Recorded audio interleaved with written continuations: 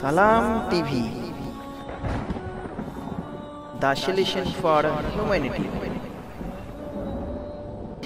8 নম্বর প্রশ্ন বলছেন একজন, সালামের পরে ওয়ালাইকুম সালাম রহমতুল্লাহ, একজন ওমরা করার জন্য এহরাম পরিধান করে যাওয়ার সময় রাস্তাতে অ্যাক্সিডেন্ট হয়েছে, আল্লাহ হেফাজত করেন ভালো মানুষদের। সে এখন ওমরা করতে পারল না, তার করণীয় কি? এইসবের কি কাফারা দিতে হবে? এইসবের কি কাফারা দিতে হবে? গুরুত্বপূর্ণ এই প্রশ্ন। কিন্তু এইরকম যার অবস্থা হয়ে যায় যে গিয়েছিল হজ করার উদ্দেশ্যে বা ওমরা করার উদ্দেশ্যে, আর এহরাম পরিধান করে নিয়েছে এহরাম অবস্থায়, আর ওই সময় বাধাগ্রস্ত হয়ে গেল, যে কোনো বাধা, অ্যাক্সিডেন্টের বাধা হোক, প্রশাসনের বাধা, পারমিশন ছিল না, যেতে দিল না, যে কোনো কারণে যেতে পারলো না, যে কোনো কারণে যেতে পারলো না, ফিরে আসতে হইল, এইরকমটা যদি হয় তো একে কোরআনে কারীমের ভাষায় হাদিস মুহসার বলা হয়।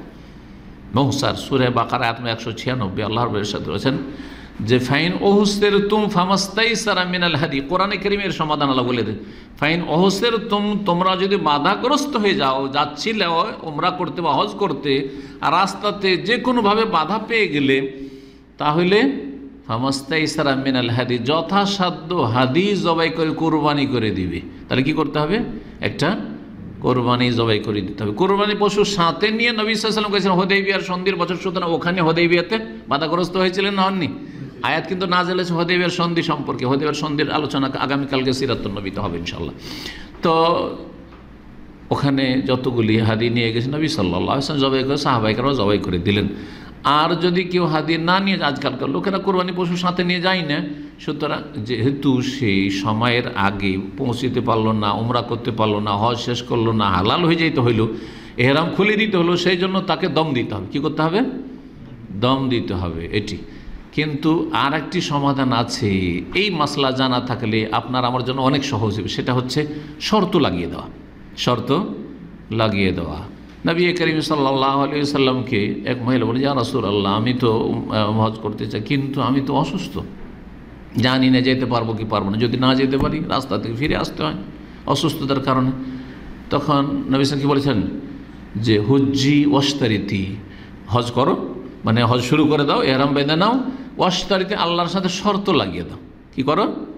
শর্ত লাগিয়ে দাও। কি শর্তটি? ফাইন হাবাসানি হাবেসুন ফামাহিল্লি হাইসু হাবাস্তানি, আল্লাহ যদি কোনো বাধা আমি পেয়ে যাই, কোনো কারণে বাধাগ্রস্ত হয়ে যাই, তাহলে আমি হালাল হয়ে যাব। মাহিল্লি মানে হালাল হওয়ার জায়গা হচ্ছে, হালাল হওয়ার জায়গা আমার ওই মারওয়া নয়, ওমরার ক্ষেত্রে কি মারওয়া, হালাল হওয়ার জায়গা ওখানে আপনার সাফা মারা সাই শেষ করে। আর তারপরে আপনার হজের ক্ষেত্রে আপনার পাথর মারলেন 10 তারিখে, আর তারপরে তখন কোরবানি আর মাথা মুন্ডন।